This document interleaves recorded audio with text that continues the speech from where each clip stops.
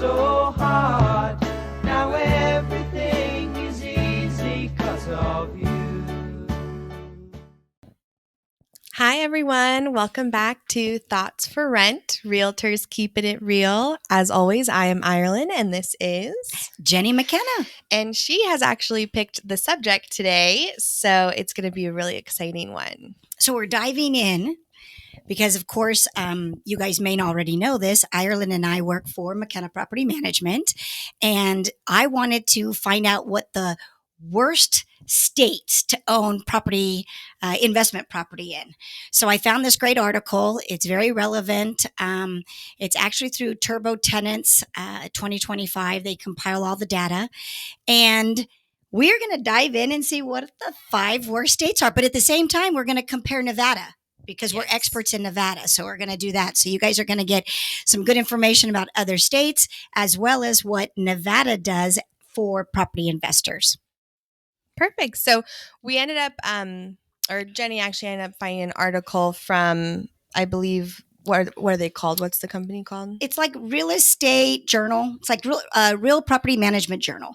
Okay. But they got their stats from the Turbo Tenants report of 2025. So that's actually where that information came from. So it's not our information. Yeah. We're not grabbing this just willy-nilly. We actually have the data that is being brought to us for this. So Turbo Tenant, they gave their top 5, and so we'll start at we'll start at number 5, and then we'll end up at number 1. But number 5 for not the best place to be a landlord is Illinois. Oh my gosh, wait till you hear this. Well, first, let's tell everybody what was the criteria of this. So what Turbo Tenant did is they decided that they were going to look at it from these criterias: the tough eviction laws and slow court systems. So that was on there. Rent control restrictions, which is a hot button. Actually, it's a hot button in the big, beautiful bill that just got passed. So there's going to be some more information about that. And then high property taxes, and then tenant favoring legislation.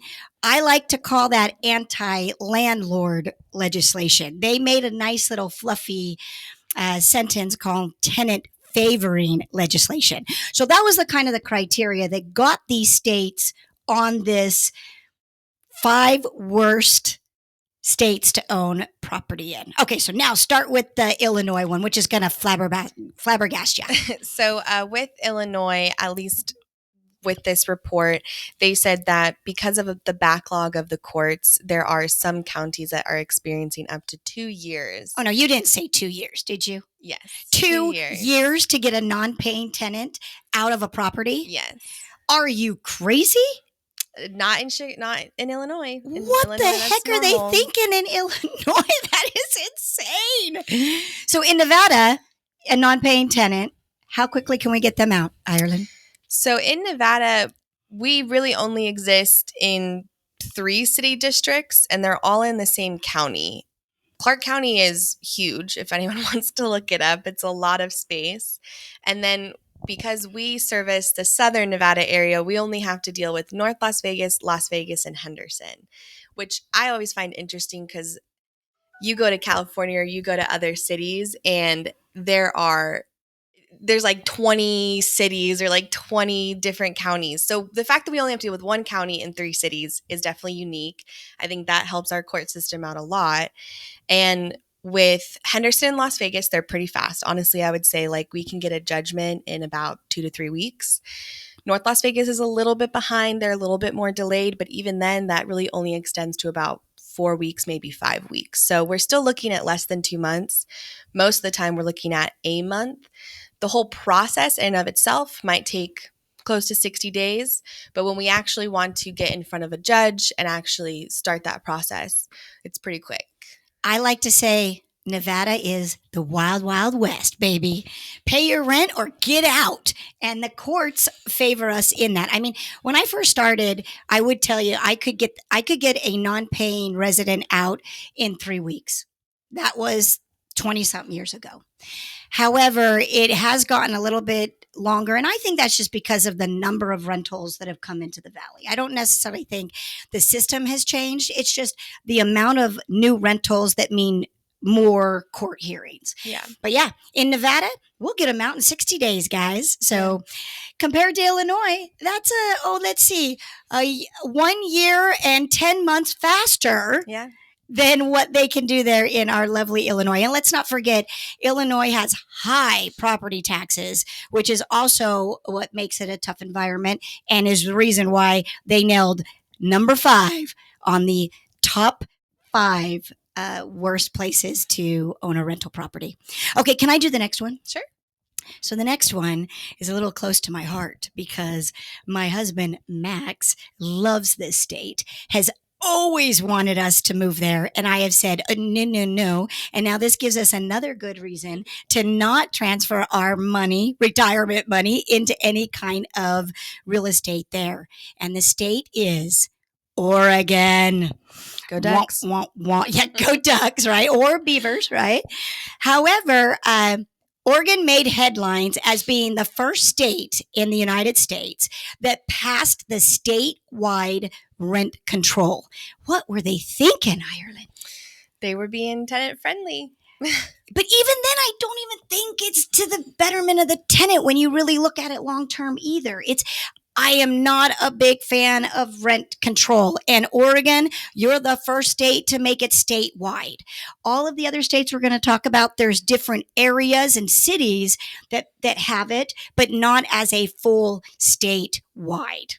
So I think that one of the issues when it comes to rent control, because there's a lot of back and forth, obviously people are going to have different opinions, but if you are telling an owner that there's a cap, that there's a rent control, I think what that owner will do, no matter what, is get to that cap. So in Oregon, they're at 7% right now. And I believe that that means that every time there's a renewal, every time that that cap is a possibility, that owner is going to choose the 7%, is going to take it all the way to the max. And I think that what can happen sometimes, and what we see here in Vegas or in Nevada, is that our owners might wait till vacancy to make that adjustment. So if they have a really good resident in place, they might keep it a little lower, or they might be a little bit more lenient to them when it comes to the funds, because then when it goes back on the market, they can adjust to the market accordingly. Mm-hmm. So we've actually seen a couple people who have been in the property maybe for 7 to 10 years. And then that rent might go up by $300 because that owner really appreciated that resident and was keeping them at a reasonable rate. Mm-hmm.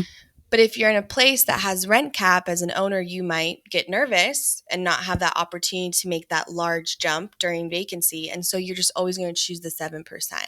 And so then these people and these residents are always going to have to deal with a 7% increase, where if you leave it up to the actual market, 1 year it might be 3%, 1 year it might be 9%, 1 year it might be nothing, no increase. So I think that when you put a cap on things, people tend to always choose to go to the max. But if you don't put a cap on things, then you actually have the chance to pick and choose and actually base it off of your experience with that resident, the market, the city. And I just don't think all those things are being considered when you do a rent cap. And that is why Ireland should have won every debate thing she did. Did you ever go into debate? Nope. She should. Isn't she good at explaining those things? I think that was a very good explanation on that. The other thing to know in Oregon, which you're going to hear this quite a few times on the next states, is it is really difficult to get a resident out of a lease. So in Oregon, they call it they don't have what's called a no cause eviction. They actually have, they name it something else, like lease violation eviction or something. But basically, there's only certain guidelines that you can follow in Oregon in order to actually not renew the lease with the resident, which makes it really tough, because you could have a resident in there completely violating the lease. And if it doesn't fall into the one of 6 categories of specific reasons you can evict, you are stuck holding on to that lousy resident. Yeah.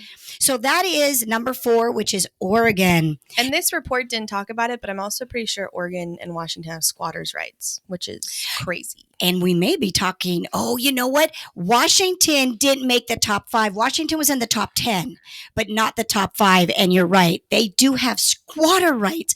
That there shouldn't even be rights in the same sentence next to a squatter. What the heck?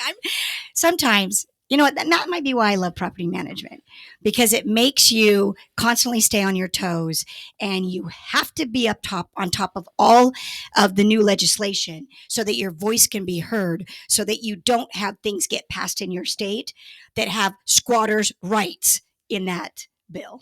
Yeah. Okay, so what's the next one, Ireland? Number 3. Number 3 is New Jersey. There's a trend. A lot of these are on the East Coast, I've noticed. I've noticed that too.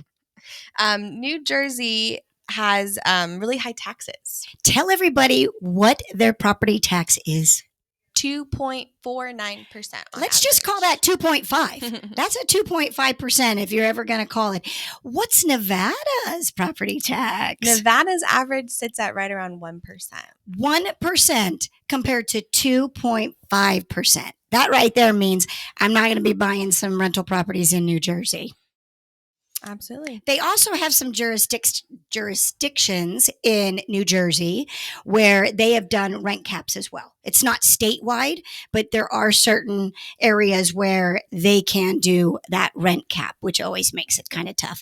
And I loved when they said under the article, they said, and yeah, in New Jersey with the slow courts, it makes evictions really tough.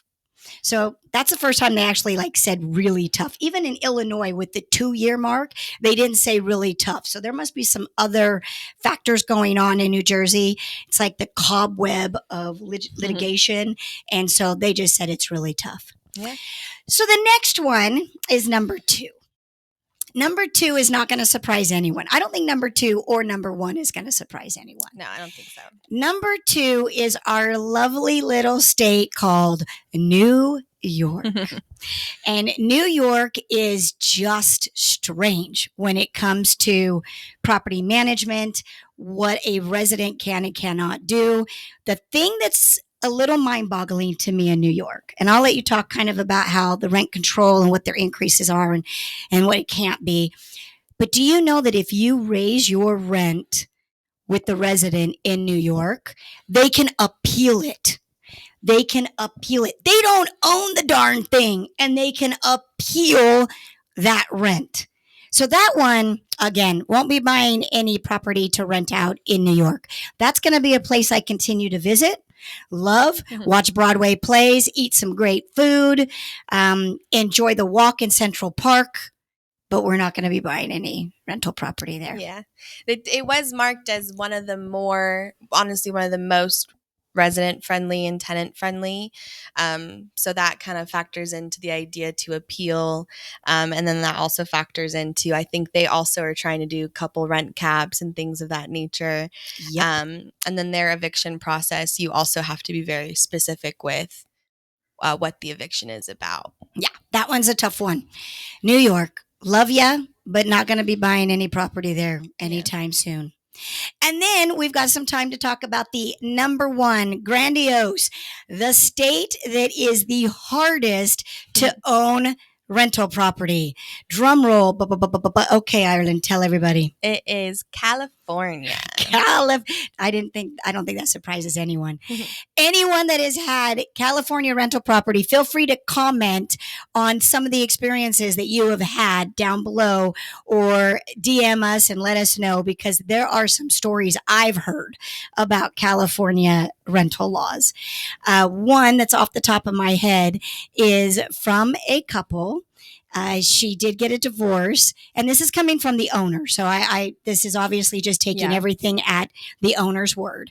But the owner said that at the divorce, she was single mom, and she was in his rental property, and she couldn't pay rent, and he tried to evict her. And get this, it took over 4 years. 4 years to get that resident out. And I asked the owner, I said, well, were you getting any money whatsoever, any compensation? He said, no. And I had to pay for the court in order to get the eviction. And you're going to die about this. He still had to keep up with all the repairs. So during that time, there was a water heater and an AC that had to be replaced during the time that she lived there with absolutely no income coming in. Maybe you could look at it with the silver lining. You want to know the silver lining on that one? What? Well, if rent had been coming in, the owner would have been paying about 13% in their state income tax. Yep. Did you guys hear that? 13% on money that you made off of a property that you've got all the headache on, but your state is going to take 13% of it. Well, that right there, ladies and gentlemen, is one of the reasons I am not calling a realtor and buying properties in California. So with that being said, is there anything else about California that you want to add? That was kind of the thing I remembered, that the eviction laws being so tough and that high state income tax. Yeah, no, the high state income tax is definitely crazy, especially when you compare it to Nevada that has none. Wait, what? Yeah. Really? I say that very sarcastically. Hopefully that is coming across. That is one of the most beautiful things about Nevada. We don't have a state income tax. Make your money. Yeah. Buy that rental property, rent it out. If they're not paying, let's get them out. Let's go to court if there's a lease violation and get that resident to get back into compliance with the lease. All of that is done relatively easy here in Nevada. And when you make your money, you keep your money.